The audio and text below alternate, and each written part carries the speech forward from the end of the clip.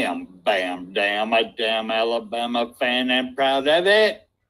Gump Nation forever, brother. Namath again faking, quickly finds his target. Now cuts in. He's at the 40-yard line. He's at the 30. Quick drop throws in the end zone. Each number represents an expectation, a challenge that only a championship tradition can issue. Pressure. Anders hits him. The ball is loose. Alabama, here comes the heat. Cornelius Bennett. Whoa, did he get lit up? It is an endless passing of the torch that urges the wearer to enrich his legacy. Brings pressure up the middle in a hurry. They can't get away from Gunter. Alexander first down and more. Richardson breaks free on the sideline. Turns the corner. Can you say goodbye? Because at Alabama, tradition is not retired. It is built.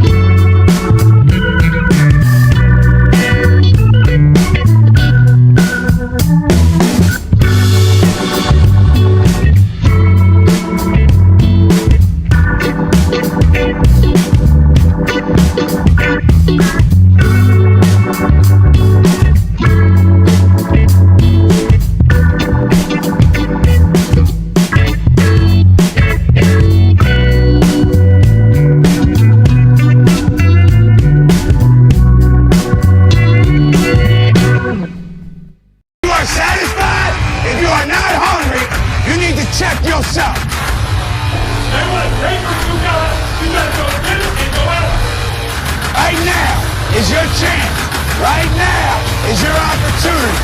Right now, you got to make today count. Roll Tide, beautiful people. Roll Tide. All my BAMA family. Been a minute since I've been on. You know, I'd like to thank everybody for showing up, those here and those who will come. Stephen Hicks, Jeff Stapleton, Van, my man. I'm glad you made it, sir. And there was one other name I saw. I don't see it now. Hugh Freeze. Something about Hugh Freeze. I don't know, but it was funny as hell. We appreciate you for coming on. You guys, it's a bit of a spur of the moment type of show. It's really a rant that I have to make. And I got with my good friend Icebox and told him, I said, listen, man, I want to come on and just, say a few things. It's crazy time that we got going on here, Alabama football. But basically, to all the fans out, I just want to say, man, listen, we have a new era and we're going to have to embrace it. And before, I get deep into this, like I said, it's unplanned. Don't know how long I'm going to be on here, but I want to bring on my good friend Icebox to, ride shotgun with me. So Icebox, sir, come on. Does put a smile on my face.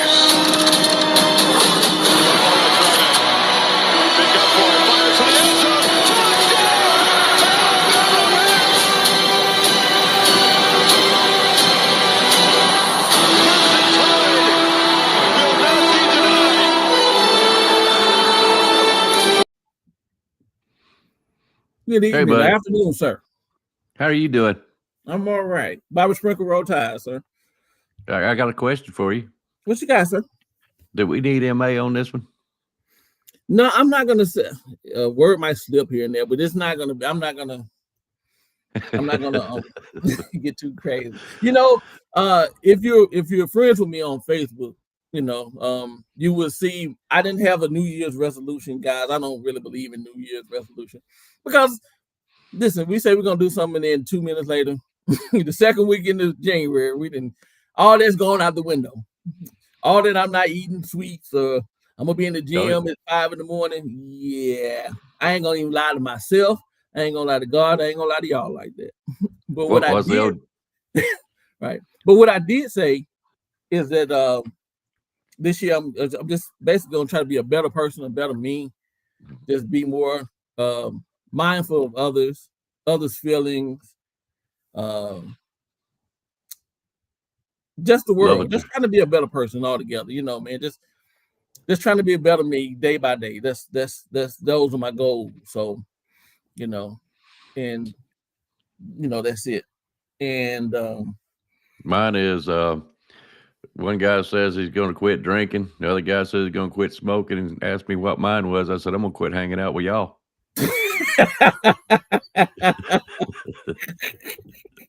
Hey, I understand, sir. That was funny. But as you know, most of you guys in the chat know that I've changed position at work, so I'm not able to come on the shows as much. I try to chat when I can when the show's on, and I'm leaving work sometime when the show is about to end or whatever, if it don't run too long. So it's good to be back on here and talk to you guys. It's been a minute. I miss everybody, having fun and getting a chit chat with William, and William get that granddad or whatever he's drinking, get to talking to him, and of course Big Brother Spencer and Icebox. So, but anyway, Icebox, this off season. Well, let's start off some. What do you think about the new hire of the coach, or do you want to go back before that? I say this. On record, I like what he brings. As far as the wins, the attitude. What he seems to be committed. The man has only been there a week now, and so, but what he's doing. I like the fact that he's gutsy enough to take this job. Yeah, I like the fact that he's gutsy enough to take this job. That tells me something about his character, because walking into this job is like walking into a hornet's nest, walking into a lion's den, right? It's man, you got to have some, some thick skin to walk into this alley. He can go anywhere else. Mm-hmm. But this one particular place here is, man, it's a hard place to coach. It's and you're following what we consider, the majority of us, is the greatest of all time in the college coaching world. And some would debate that because we have Bear Bryant at the same school. So I put 2 and 2 hand to hand. But just coming up behind those two, coming up behind Bear Bryant and coming behind Saban. Now, the difference between him and Saban is Saban stepped in when we had the dark years. He's stepping in right as Saban. Well, Saban really ain't really leaving out. He's still on the campus. But, as Saban is hanging it up as head coach, this guy's coming in, and God bless you, brother. I really and truly mean that, and I wish him all the success. So that's how I think. What you think about the hire, sir? Well, like you said, Bear Bryant, and I have to throw Gene Stallings in there too. After Gene you follow Stallings. him, we can't leave Gene now. No, you can't leave. Can't leave Gene. And then you got Saban, and like I said, Saban kind of went out on a high note. Saban done what he wanted to do this year, and I said it too. It takes a real man to step in right behind Nick Saban. That's a legacy that you're not going to erase. You're not going to be able to accomplish. I don't think you will. Right. And you got to remember, it's well, you see what's going on, and I'm gonna leave that up to you to talk about here in a minute. Uh, it's kind of rough, and it's gonna be tough. But I take heart in what he done at Washington. He's got players that's not near what we got, not the SEC caliber. And look what he done. Right. Yeah, he slipped in the national championship, but he got him there. Hey, I think he's listen, a fine coach. the thing about that whole slip in the championship is the same team he lost to in the championship, the same team we lost to in our playoff game. So Yeah. that's not a slip to me. I mean, like, I can't complain because the same They team beat that Texas. beat him, they beat us. Right. So Yeah, they beat Texas. exactly. And Texas beat us. So Mhm. but people may not know this, but me and Van text back and forth, here and there. We don't text all the time, but Van will shoot me a text, I'll text back to him, and we kind of talk about the temperature of college football and what's going on. And me and Van is kind of on the same page. We're really like two peas in the pod with the way things going on. Because if you listen to Van when he's on the Barbershop Talk, people, if you don't watch Barbershop Talk, please tune in. One of the greatest shows. And I would say this for Van. Van don't give himself the credit that he deserves. Van he downplays himself a lot, and he up talks us. He up talks me, and Van, I'm just on here talking, bro. That's a God knows the truth, man. I'm a football fan. I'm an Alabama fan, and it is what it is. Nothing special about me, but your knowledge of football and everything else, your attention to detail. Really, if you played for Bama, Saban will love you because your attention to detail, that's something that Saban touches on all the time. So Van's attention to detail is second to none to nobody to me. I mean nobody to me. Him and Nick Jr. Attention to detail are neck and neck. So Van, shout out to you, brother.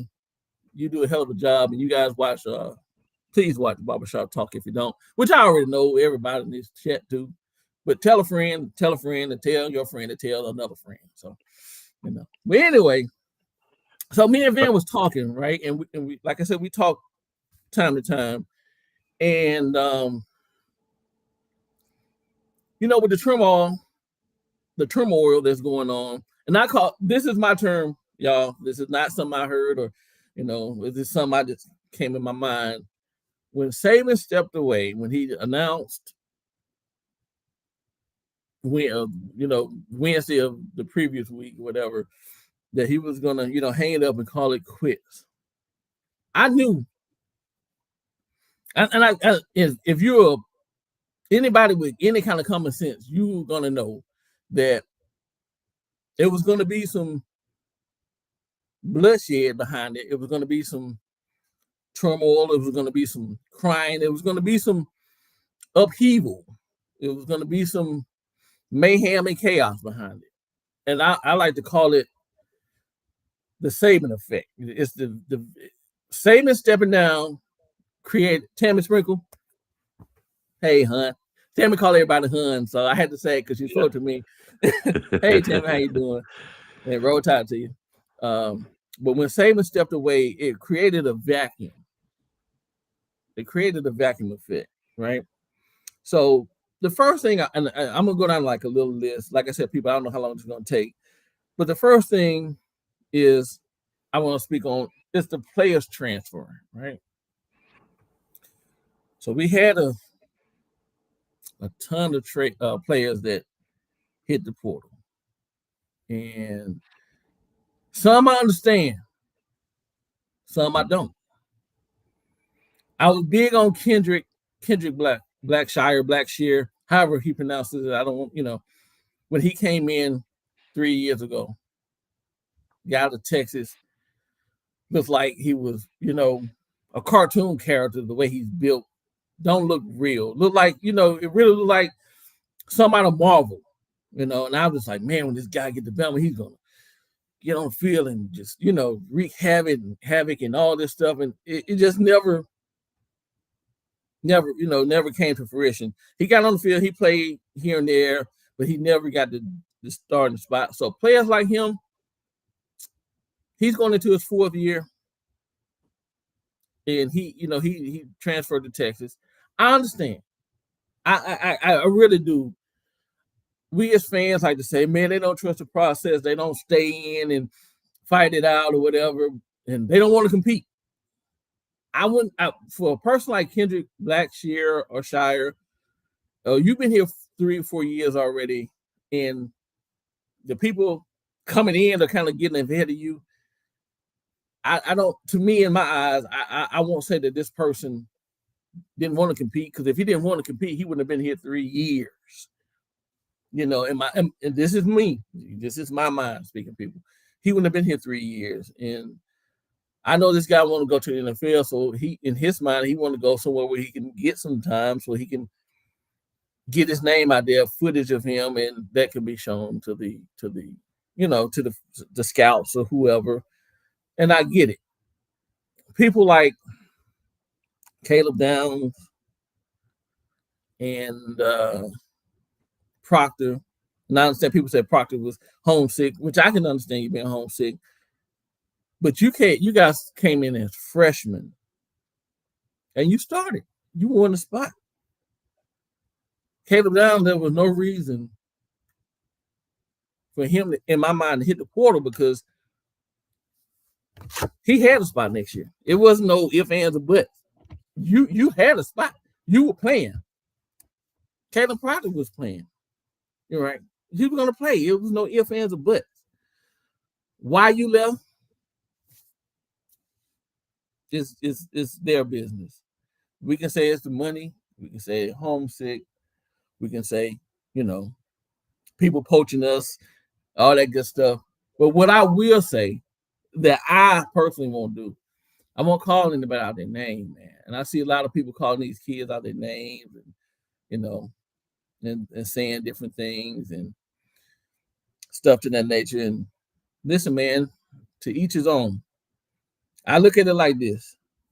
If you're not fully bought in on the program, I heard a lot of people say that those kids, or a lot of players weren't bought in on Alabama, but they were bought in on Saban. And I understand that too. People come to places because they want to play for this coach or that coach, or the people who recruited them. And I kind of get that. But in those two spots, I'm like, bro, you are solidified here.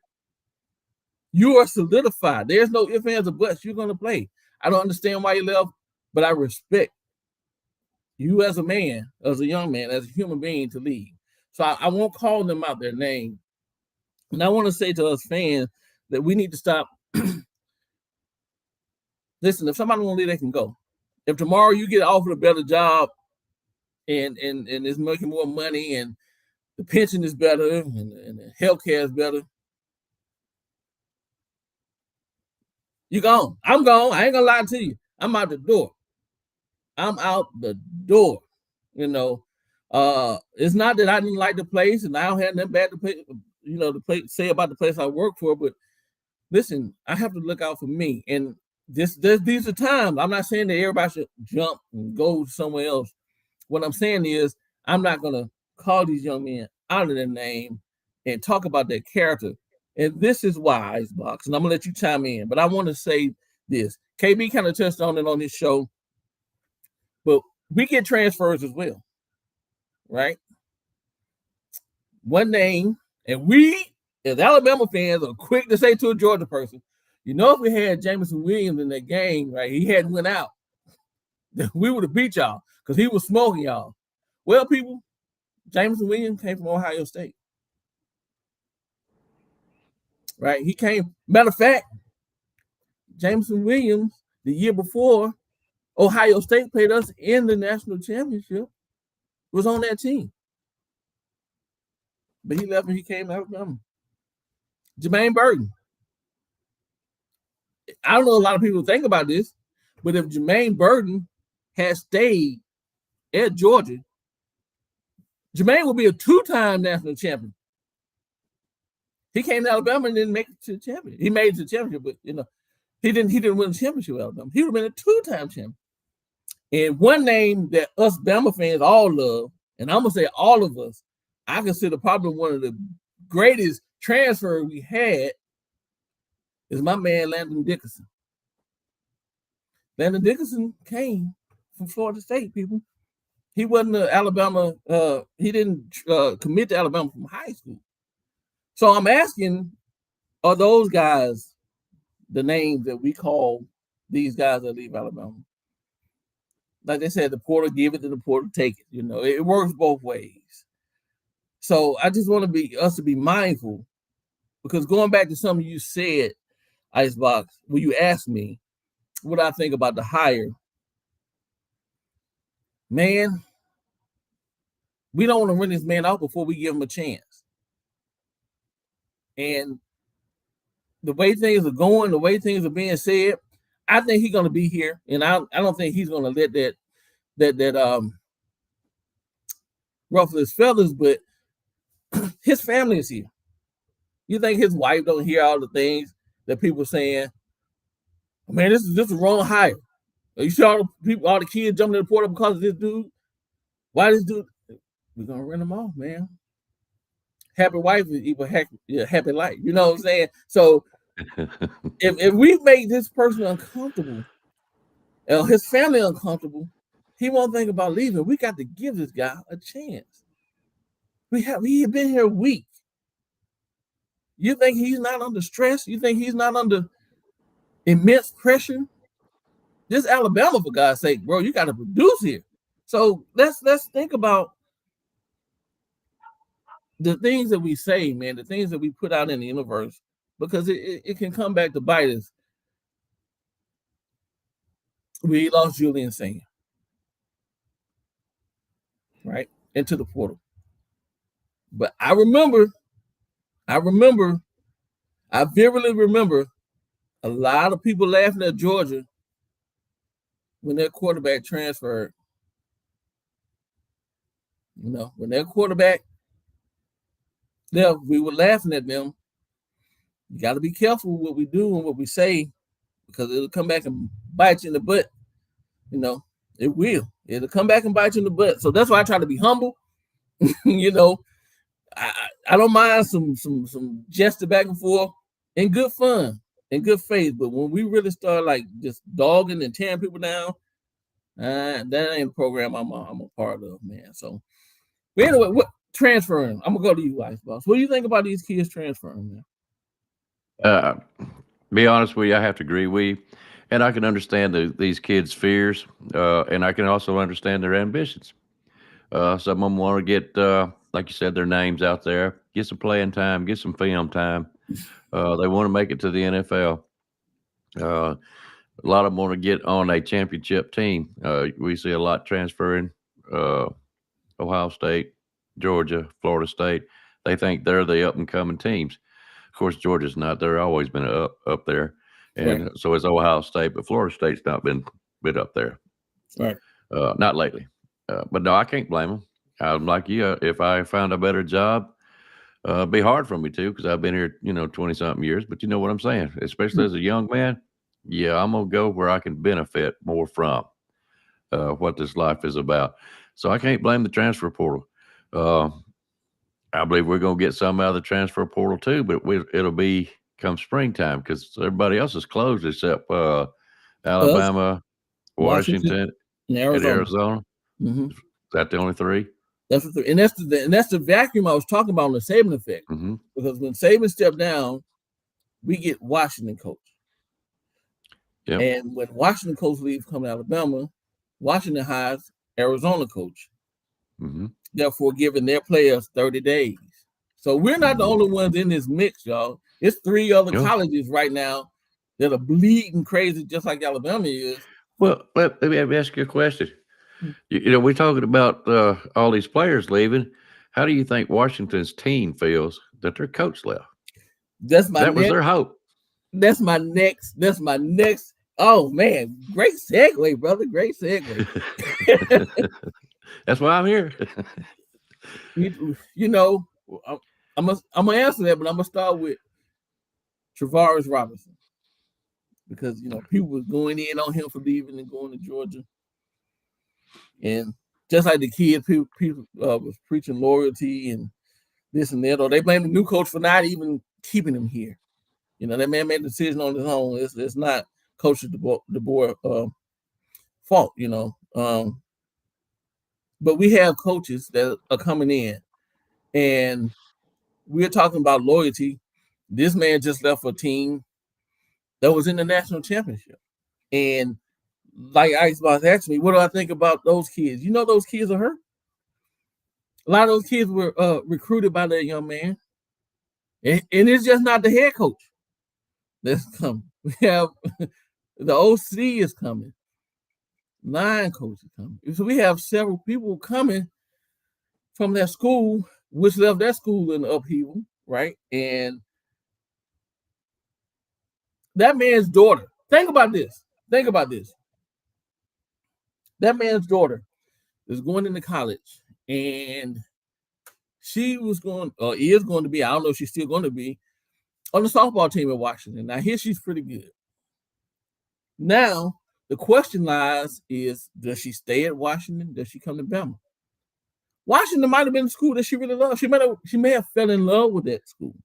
She may really love the school. She may love the campus. She may love the coaches. She may love the culture. Everything that Washington Huskies have to offer.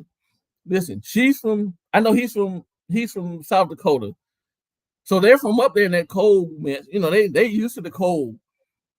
Coming to the South, man, boy, they really feel forget the fans. They really feel the heat from the sun beating down on them. But that, you know, that's a tough question for her, because if she stays there, right? If she stays and goes on to Washington, she's going to hear on the campus how her dad up and left and turned his back on the program and did all these type things, which is not her fault, which she shouldn't have to hear, but she will hear it. Yeah. And that goes again to think, listen, man, we have to be careful about what we say and how we say it, because what we put out there in the world can affect somebody seriously. So those fans are hurt, man. I've heard some good things about him being a coach from the fans, and of course, I've seen fans call him all kind of, you know, names and different things, and I can kind of understand. Where they're coming from.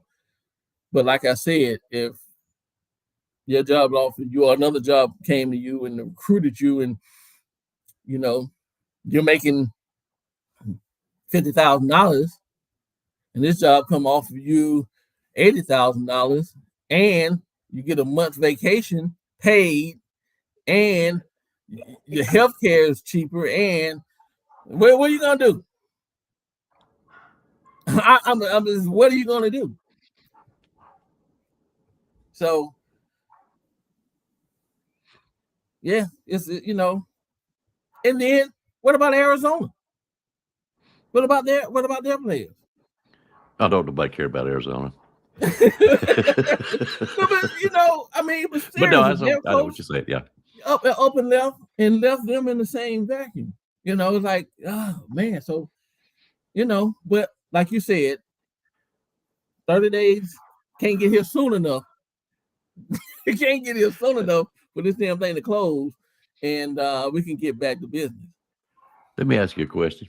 Yes, sir. When was the last time that you have ever seen a coach from anywhere affect the college world or the world itself as much as Nick Saban? Man, and changing rules, changing this, I mean, this and that, you know, and setting up standards here. Hang on. And Michigan just won the national championship. How many people are even talking about it? How many even care? They're more worried about Alabama. What caused that? Nick Saban. Nick Saban has affected everything in the college football world. Hey, go ahead. Michigan said, we won the championship. And then Nick said, hold my beer. That's what he does. And that's exactly. You remember that coach, Lance, somebody that went over to Tennessee and got this recruit? Next day, Saban says, hey, call my recruit up there in Tennessee that they were after. Tell him go ahead and sign for us. He wouldn't sign for us. He likes to show you out. Man, listen.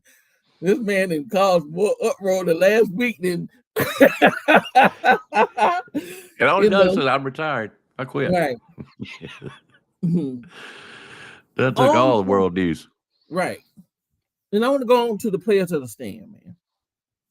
You know, you got Miro and Malachi Moore, Booker, and Lawson, and Olanine.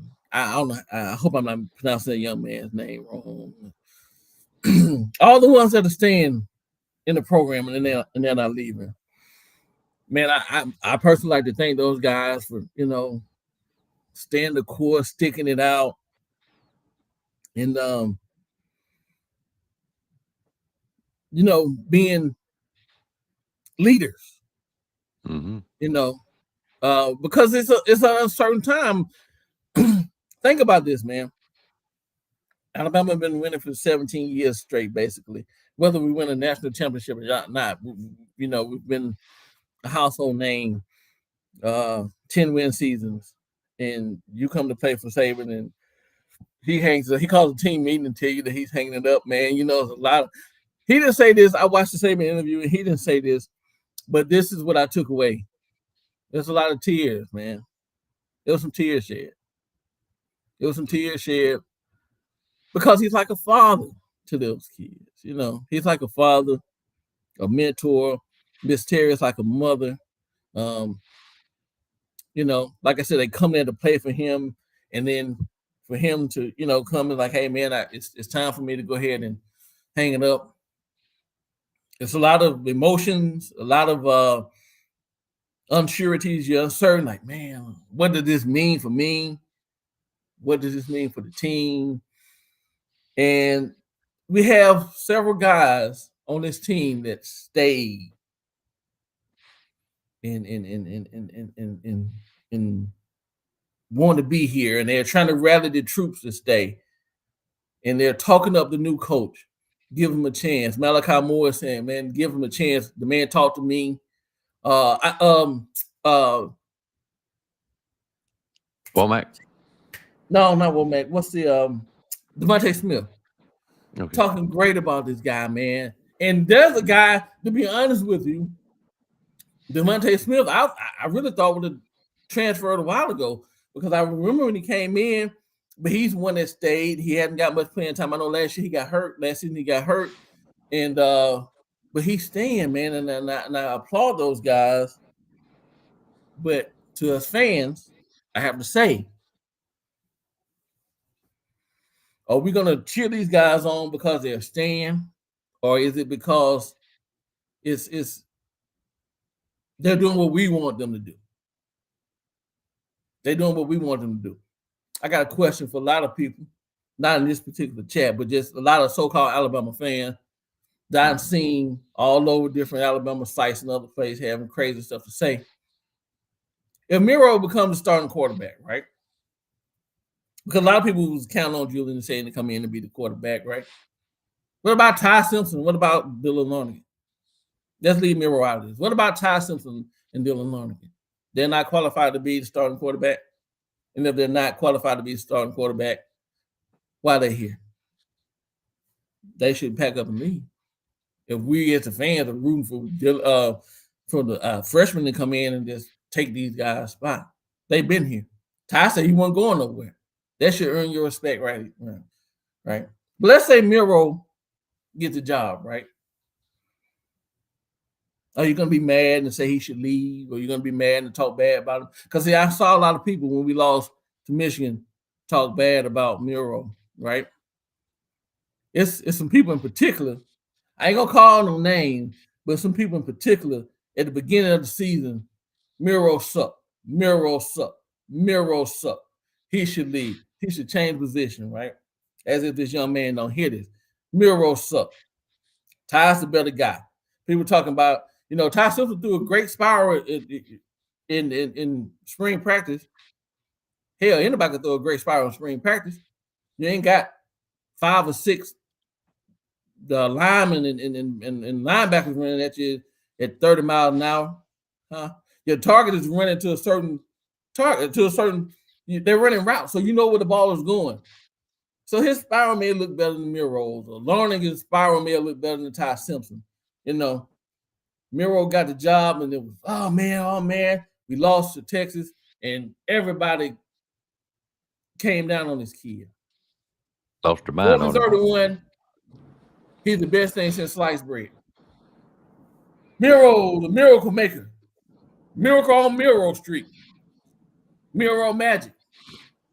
We lose to Michigan. Miro suck. There's one particular guy who said, I suck. I know I ain't gonna call your name. I want to call your name, but I ain't gonna call your name out. I ain't gonna call your name, but I really, really, really want to call your name out. I don't like people like you. I don't rock with people like you. You a fair weather fan. You don't trust the process. To me, you're not a true. It's all about who's hot. When Miro was hot, you was on his coattail. When Ty Simpson had a name, you was on his coattail. But we lost the game, and Miro sucked. Miro wasn't the only person on the field, people. There was a lot of people on that field. It was a bad snap. And I'm not going to talk about the snapper. He's gone. He's going to Ohio State. But I'm not going to call that man out his name because he's another human being. Do I think they should have did something? He had bad snaps all season. Of course, I think they should have did something. But that's on the coaches. The coaches failed us on that end. But I'm not going to call this man out his name. For all them people saying Miro suck, how many touchdowns have you thrown?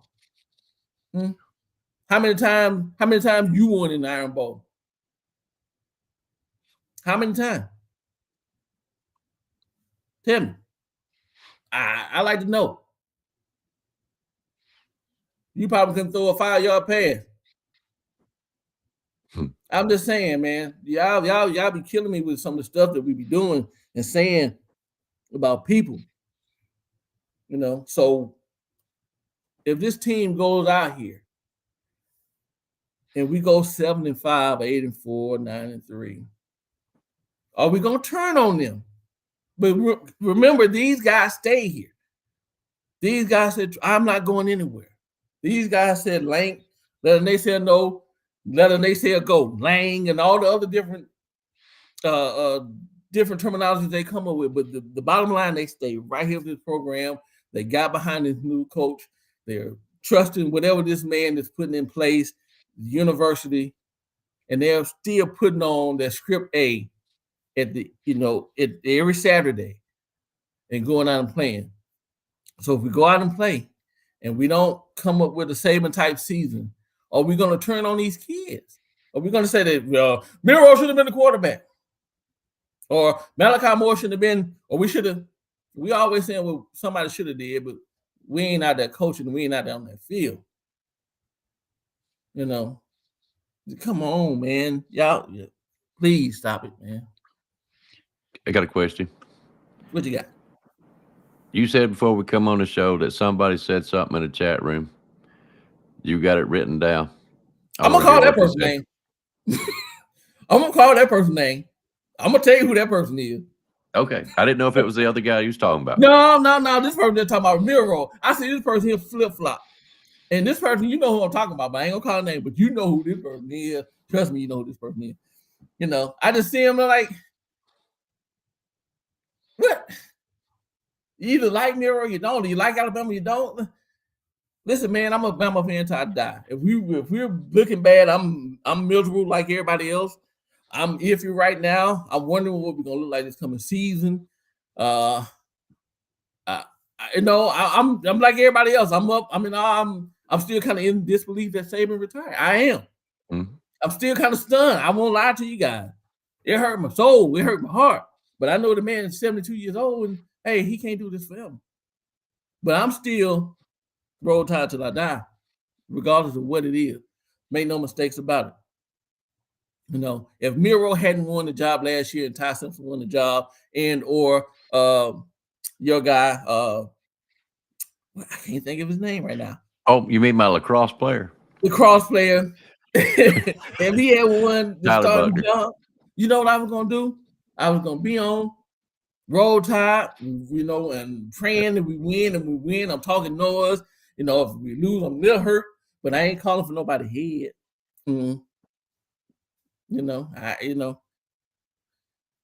So I could say this, Milrow, me and Nick Saban Jr. have talked. I think it was on the phone. I can't remember what it was, but anyways, we talked, and we are just so jacked up on what Milrow can do just over this summer and coming into the next year, being a second-year starter. It was just like we can't wait for next football season just to see how much more he has progressed and grown as a quarterback. Um, I believe Milrow has stayed because of who the OC's coming down. They say he's a quarterback whisperer, from what I hear. Man, Milrow could be something else this year. So everybody else, lay off Milrow. yeah. I'm tired of I hearing mean, that stuff. if he could just get a few intangibles right, man, it can, But what I'm saying, but if he doesn't, let's not kick this man. You think he wanted to lose in Michigan? No. You think it hurt? It hurt. I know it hurt. Mm-hmm. Because he's been fighting the uphill battle the whole time.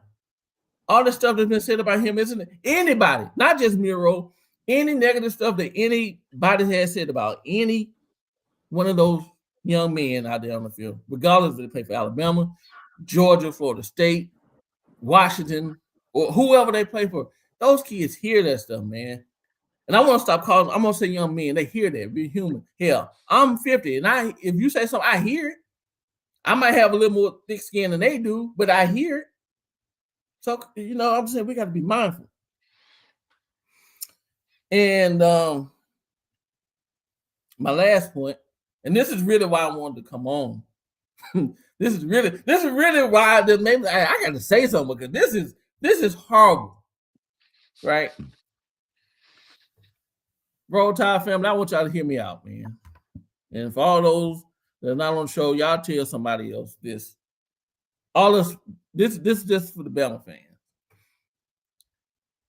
Coach Nick Saban owes us nothing. He does not owe Alabama anything. This man has had us on top for 17 years, basically.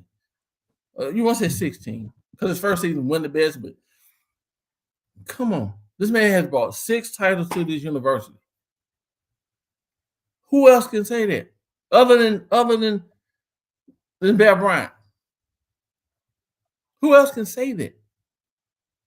It's some schools out there that has been in existence for over 200 years, and they don't have 2 championships. Well, that's 6 in the last 17. Well, I'm just talking about the 6 that he brought to the school. That's an incredible feat. That's a lot. And for the people to say the stuff that I've been reading about Nick Saban, forget the football. Let's talk about the stuff that he does for the community, for the city of Tuscaloosa, for the state of Alabama, the stuff that him and his wife does. And the things that y'all say, I'm going to read some. Listen. All right. I'm going to read the softer one first. And this comes from Nathan Bradford. And he says, as much as I appreciate Coach Saban for what he did, and as a fan of Bama, he left the team in a bad situation.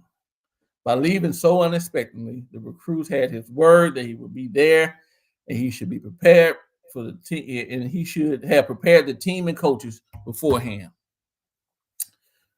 Mr. Nathan Bradford. Nick Saban will be 73 come this October if God Almighty allow him to make it to that day. Right? Like I said, this man has brought 6 championships.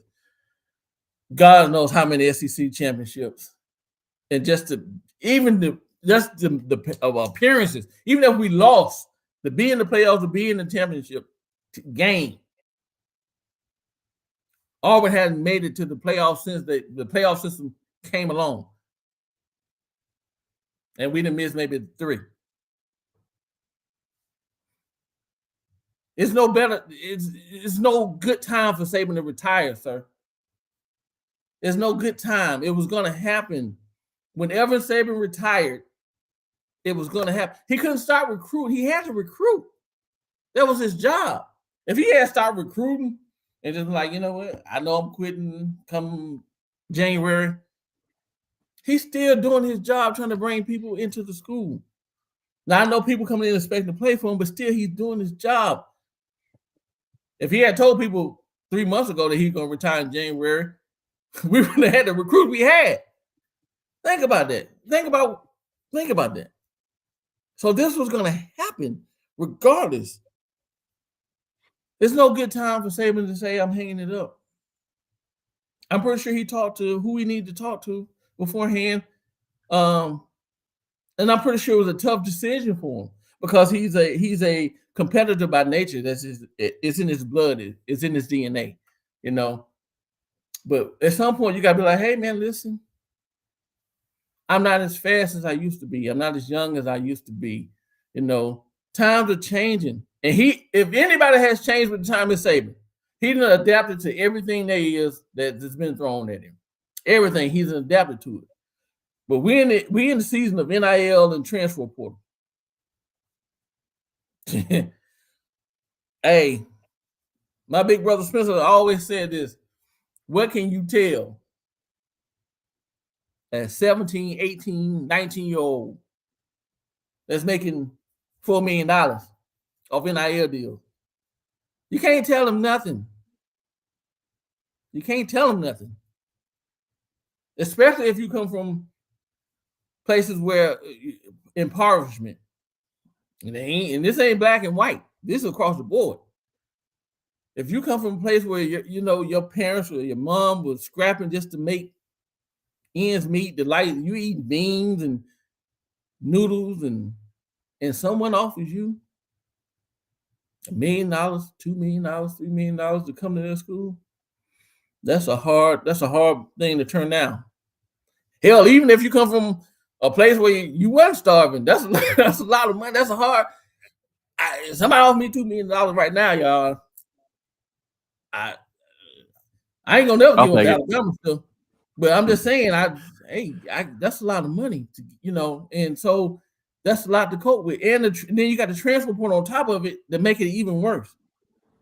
I think they should do something about it. I think there should be some kind of regulations because right now it's just too open. The wild, wild west, anything goes. I say you get one free transfer. You transfer one time. But you can't, if you transfer again, you're going to have to sit a year. You can't automatically go and be eligible to play at whatever school you go to. Because we have people that's transferred 3 or 4 times year after year after year. And that's just crazy. And the second comment I have, what really got my goat, Icebox. Really got my goat, Bama family. This come from someone on YouTube called BAMA Hammer. BAMA Hammer. And I want to say this was on this. I got this off of either TDA and or Kyle Henderson. And there was one of their shorts about Julian saying is in the transfer portal and he's leaving. Let me tell you what Mr. BAMA Hammer had to say, y'all. Coach Saban has completely destroyed this Alabama team with his unprofessionalism. I'm going to go back and say it again. Coach Saban has completely destroyed this Alabama team with his unprofessionalism and his announcement of his retirement. Okay? That ain't it. This is what happened when a coach does a knee-jerk reaction instead of planning out the process. Alabama continues to slide in the rankings, and my projection was that by February 2024, all the dust would have cleared, leaving Bama at the bottom.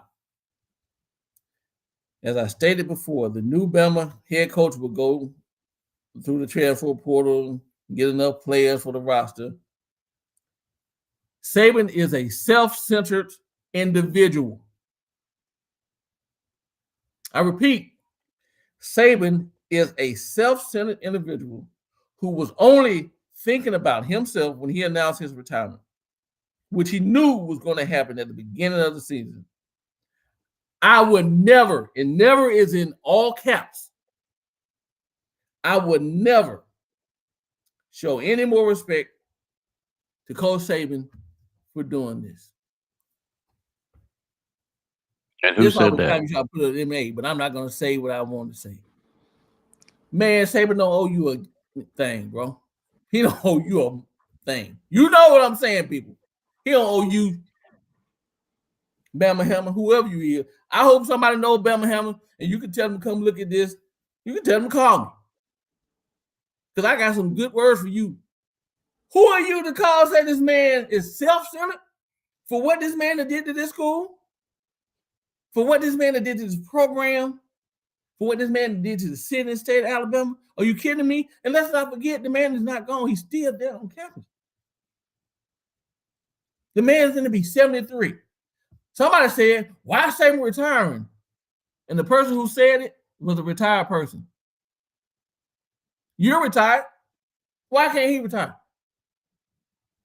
Hell, if y'all don't know this, female does averagely live longer than males. But the average American man is only expected to live to maybe 76, 77 years old, right? That's what the average male of American man here in America is expected to live, to be 76, 77 years old. 70 to 72. What do we want this man to do?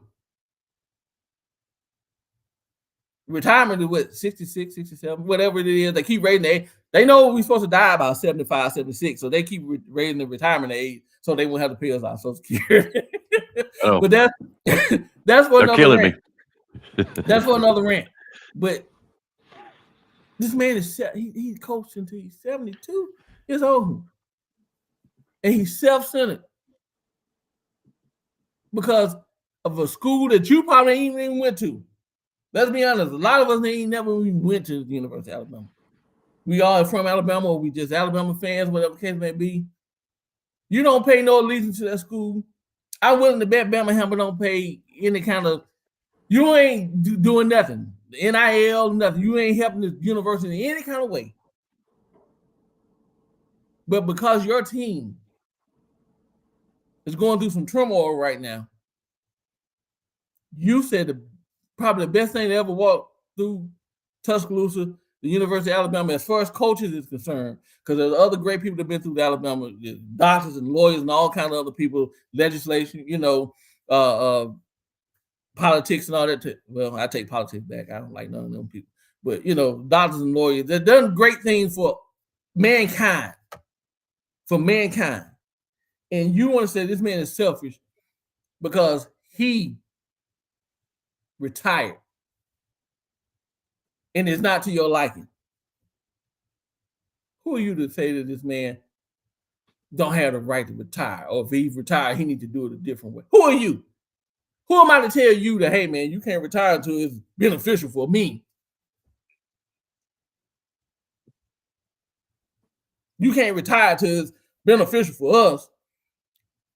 Come on, man. What's wrong with us? What's wrong with us? This is the type of thing me and Van talk about.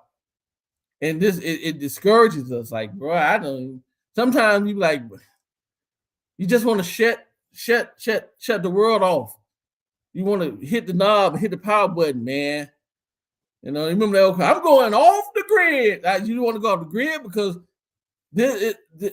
people, this is football. First of all, this is college football. None of this stuff paying my bill, people. I have a job to go to. I have a mortgage to pay. I have a wife and light bill. Listen, my front pipe just busted my yard the other day. My neighbor came knocking on my door. Hey, man, you got water running all out your yard. So I had to go out and look, shut the water off, call the water company, let them know the pipe bust because that thing has been running all night long. Ain't no telling how many gallons of water so they can adjust my bill. But I had to pay $2,000 to get that fixed. Right? That was $1,970 some dollars, to repair that line. Because I knew when the water company came, it was gonna be on my side of the meter that was messed up. And it was. It was my side of the meter. Oh. But they had to dig. They had to dig and replace some pipe. But the University of Alabama didn't pay for that. I'm just saying. We going crazy over this is football. I love it, and I want my team to be number one, and I'm always gonna want them to be number one. I'm never gonna. If you ask me tomorrow what we doing, we winning. I have faith that we winning. But we as people have lost our minds. I don't know what's going on, man. For you to say that Saban is selfish and self-centered, he don't care about the university. Him being self-centered, he could have walked out at the middle of the season like, yeah, I'm tired of this, man. I'm about to go. No. He could have quit mid-season. This man probably got more money than the university got himself. I don't even know why he worked this long, to be honest with you. Hell, if I had his money, I'd have been gone. Listen, my feet would have been in the sand somewhere having a good, whatever. You don't know how long we have. And I'd have been enjoying whatever life I have with my kids and my grandkids, my wife, and my loved ones. But he didn't even leave the university, man. He's still there. He still have office. He's still gonna be there for counsel. He's still gonna be there to help walk this man through it. But we've become so self-centered and so self-righteous that we think that this man owe us something. This man don't owe us nothing. He left this school better than he found it. We can all agree this man came in and we was in a bad place. And that's why I say I feel sorry for the new coach, Coach DeBoer, because he got some big shoes to fill. He don't owe us nothing, people. And I man, that got my goat. That pissed me off. Like, why? How can you fix your mouth to say such a thing? How can you fix your? And then we wonder as Alabama fans why people don't like Alabama fans. I like Alabama. It's a lot to do with winning, but a lot to do with us and how arrogant we can be. We be talking about them Georgia fans over here trolling, but trust me, y'all. I listen. I like I said, I love sports. I love college football. I don't like where it's going now because it's going to a place where I don't recognize it and it's getting out of hand. But I go to the other places and I listen because I like college football.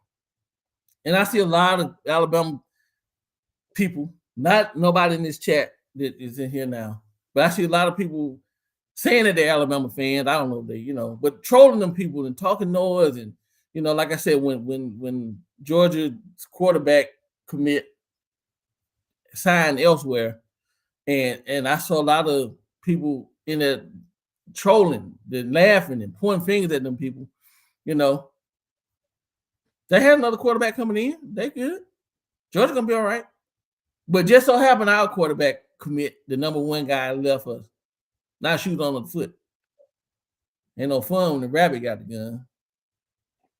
It ain't, So we got to be careful, man. Listen, table could turn any day, and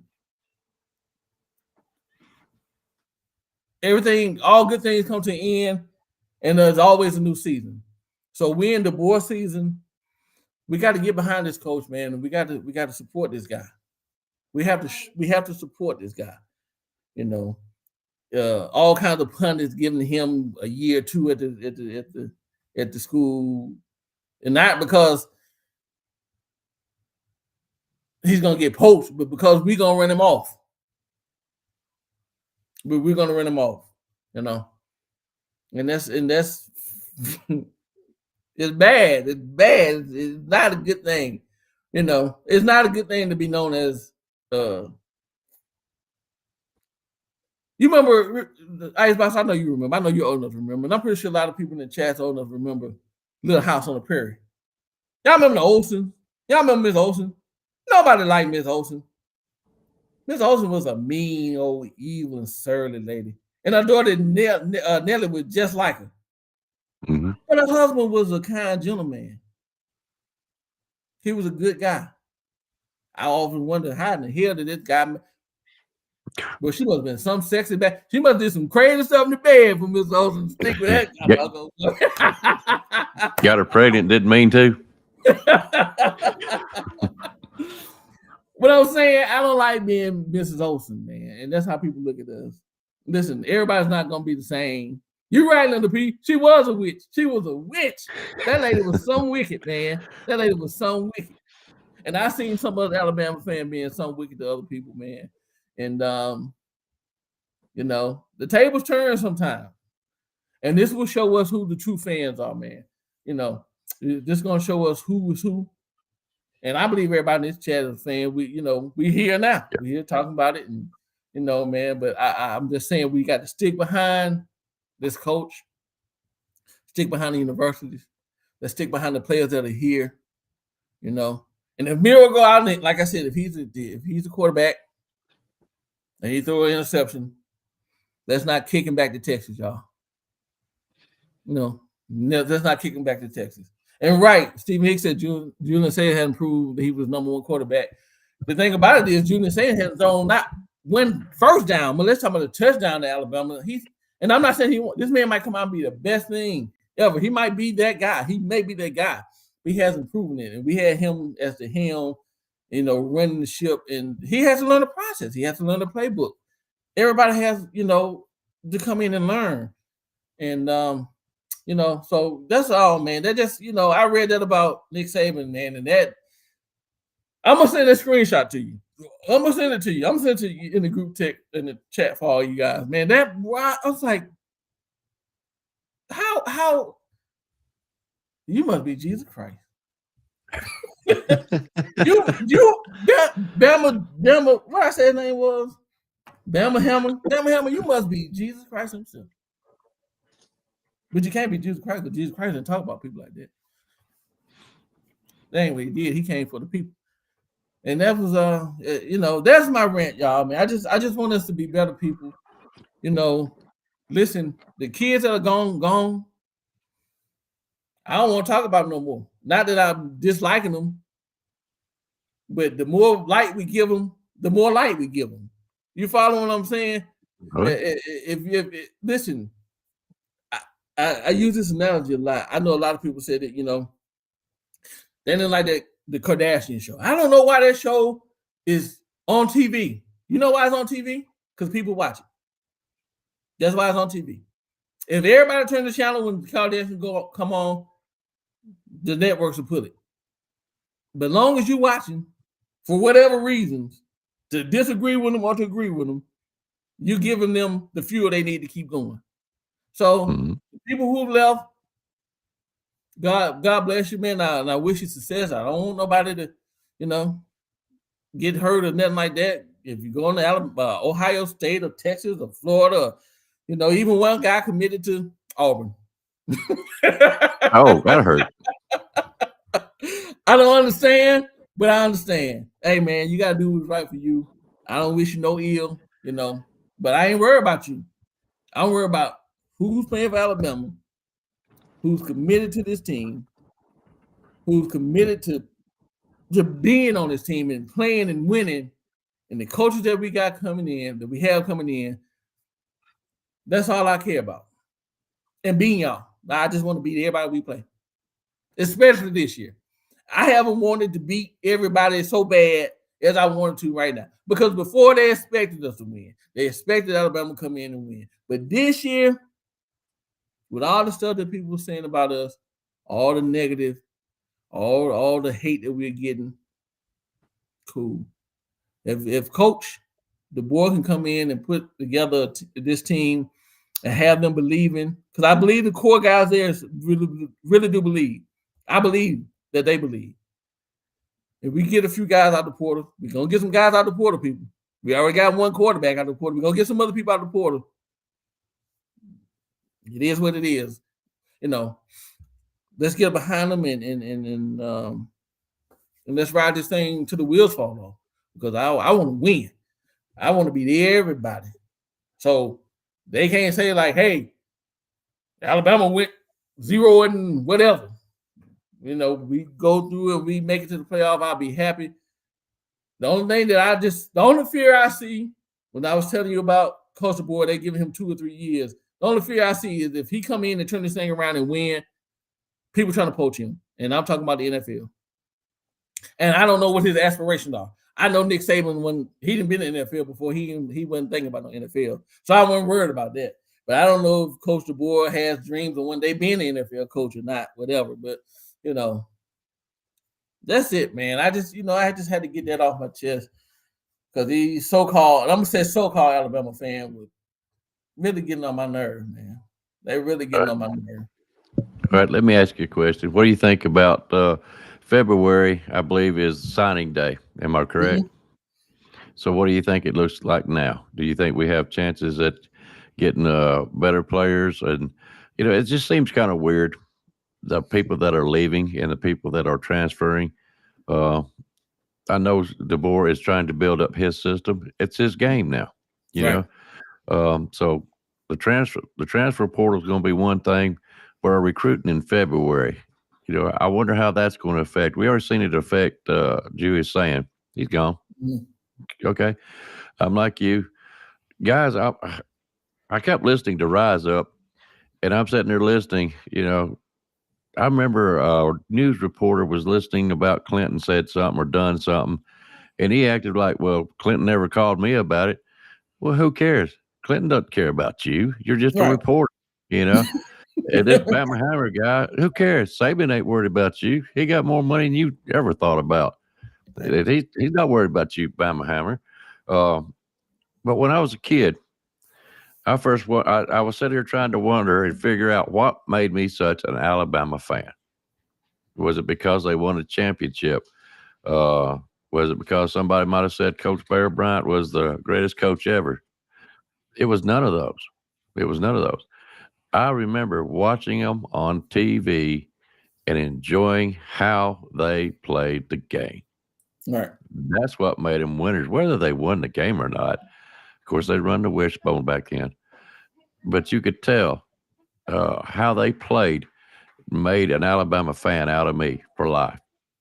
It's the same way when I watched Dale Earnhardt. I never watched racing, never did.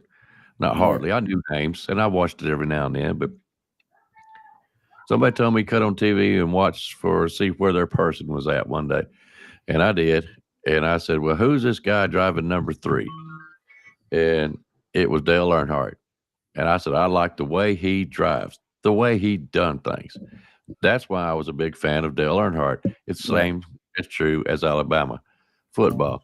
So you can't make me stop being an Alabama football fan because they change this or they change how they play or how they do, because it is stuck. It is there. It's ingrained.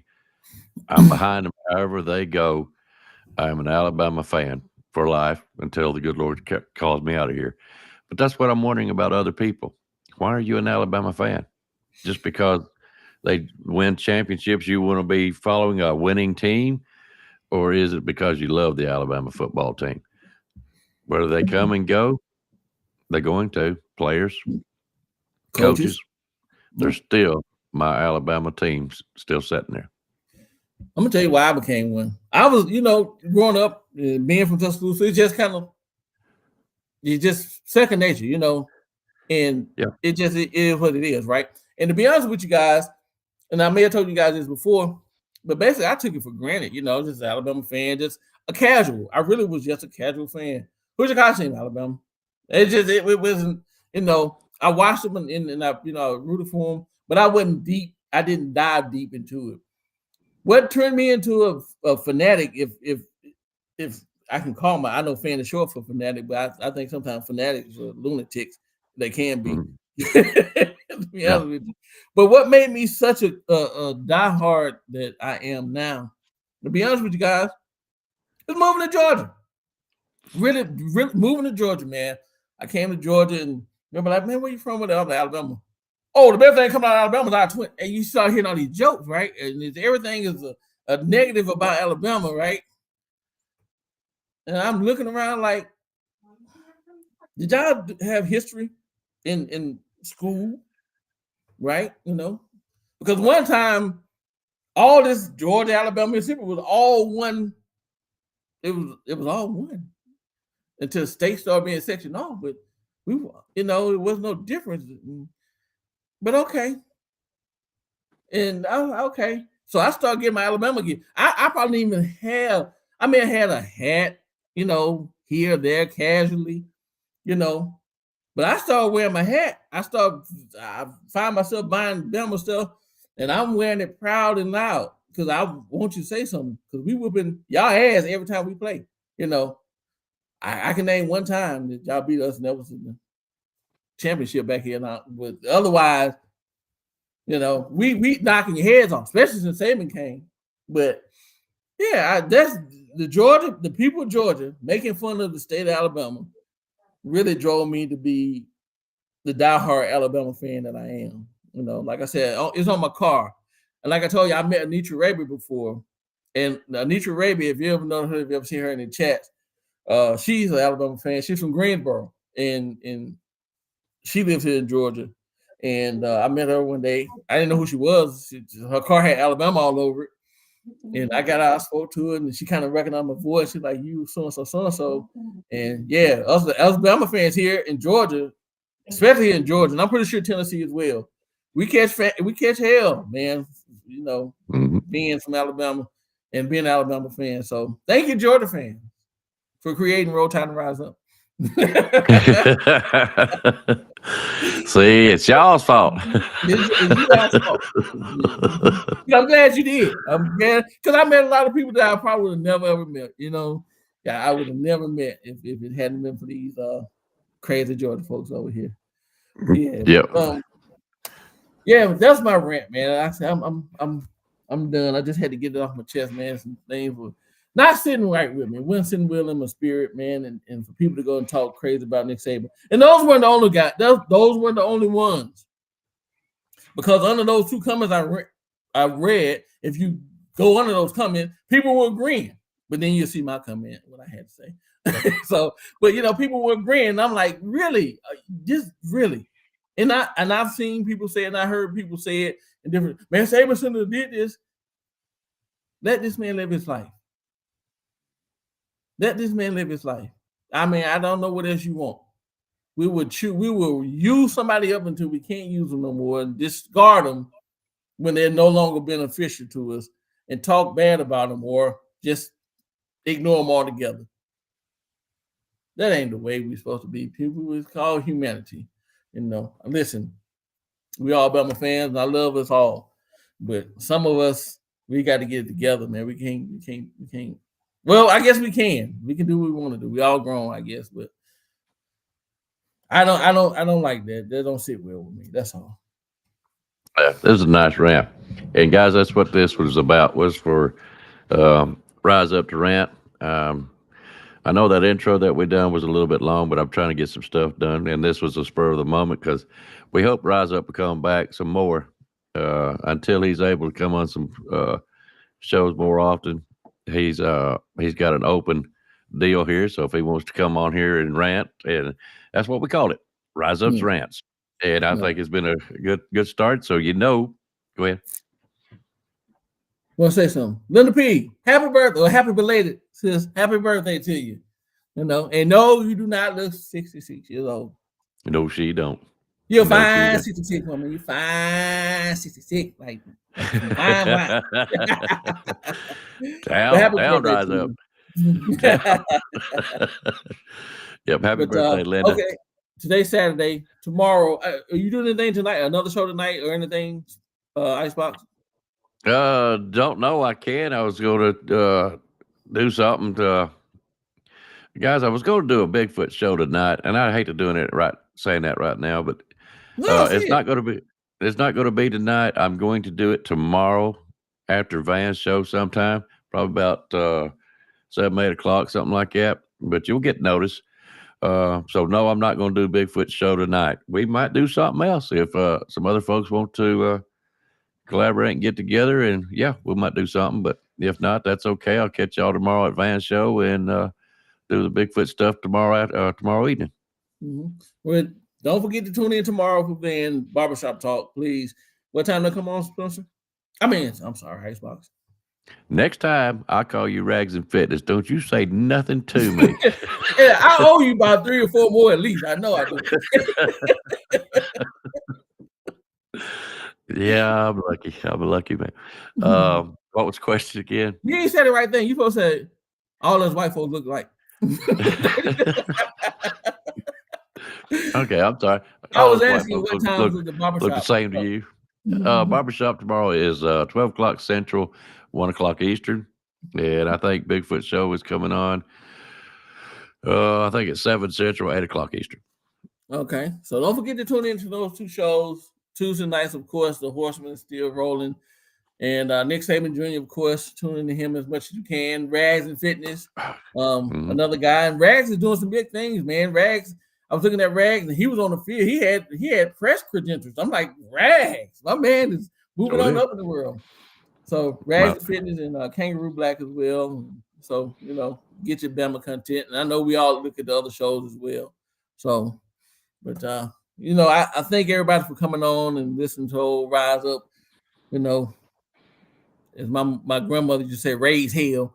What I raise in hell, But as Bama fans, man, I know we love the team and we want the best for the team, and also we don't want the wrong people representing the team. That be you said players, that right. coaches, and or fans. Players, coaches, and or fans. We don't want fans out there saying crazy stuff like we don't want coaches and players out there saying crazy stuff. So. Anyway, guys, it's been good. It's been a blessing to be back on and chit chat with you from behind the scenes. I was telling Icebox this was one of my rare Saturdays, and when I knew I was going to be off Saturday, I originally asked him what was he doing yesterday, Friday night. But I said no, it's going to be late when I leave when I get home and get everything set up. So I'd rather do a Saturday. So and I knew I was going to be off today, so. I appreciate that. I appreciate that, Linda. Appreciate that, MFR. I miss y'all too. And like I said, if I'm not on the show, I'm always listening in. And you always see a chat from me or a text from me in the chat. Saying something crazy or whatever I'll say. I don't know. I ain't too bright in the head, y'all. So, but anyway. Hey guys, it's like this. Rise Up, just like he just told you, he texted me, wanted to know if I was doing Friday, and said, let's do it Saturday. Man, I jumped at the chance. I could not wait for the time because I missed you on the shows. I miss your laughter. I miss everything you say. It's always good to see you and hear from you. And that's why I was saying earlier, he's got an open card, guys. All he's got to do is say, hey, let's go on. That's all he's got to do. And that's why I'm working on some stuff for him. But anyways, until then, he's got an open card, guys. And if you got nothing else, bud, I'll say this. If anybody else wants to come on later on tonight, y'all get with me. We might come on later on. But if we don't, let's go catch Nick Saban Jr. or KB or anybody like that. True Alabama fans. That's what I'm after. All right. What else you got, brother? That's it, man. That's it. I was my big brother Spencer had hit me up in the chat in my text. It was actually group text and asked me when I was coming back or something we were talking about something. I can't remember what it was. We were having a discussion. All of us, Iceboxes in this as well. And I said, Rise Up gonna have to take a hiatus. And I will have to take a hiatus because all this stuff that's going on, man, is overwhelming. It's a lot, to digest. Every time you turn on YouTube or whatever, or my phone is so connected to everything, Alabama, that I look at my phone. I'm scared to look at my phone because somebody else decommitted or somebody didn't transfer it or hopped in the portal.